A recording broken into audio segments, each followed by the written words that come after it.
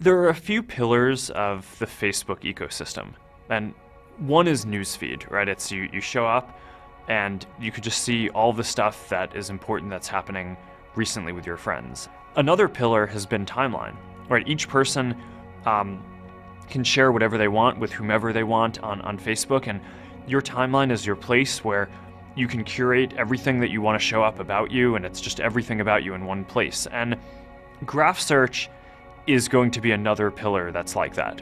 So there's really simple things that people want to do. They want to find all the photos they've liked. They want to find all the photos of two particular people, all the photos of their family. They want to find all of their friends who live in a particular city because they're going to visit there. And those are really hard things to find right now.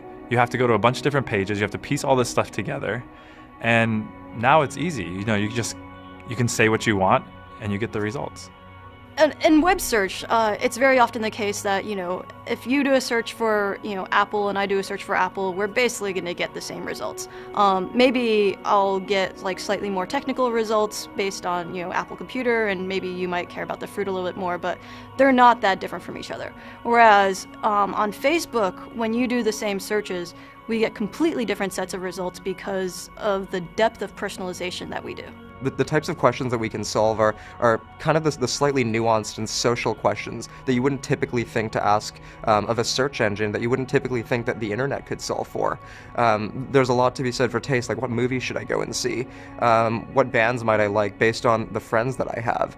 Well, I had a toothache the other day, and so I'm relatively new to the area, so I didn't have a dentist, and looking up dentists that my friends liked was really awesome because I knew I was going to go to someone who knew what they were doing, which she did. It's interesting because most people today don't think about Facebook as a place to discover places where they could go eat or things that they could go do.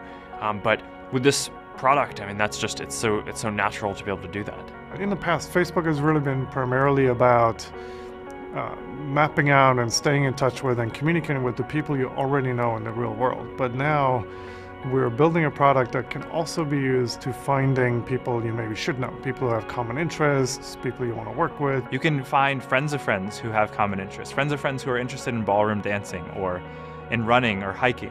And in many ways, what this will do is make your community feel a bit smaller, make the world feel a bit smaller.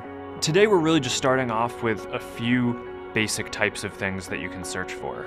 People, photos, places, pages for businesses, and that's just the start. We wanted to get this out as early as possible so we could get feedback from users, iterate, make the product better, and get it to a point where we can launch this to everyone. We just view this as a project that we're going to be working on for years and years to come, but as it gets more complete, it's just going to be this amazing resource for a lot of people around the world to use.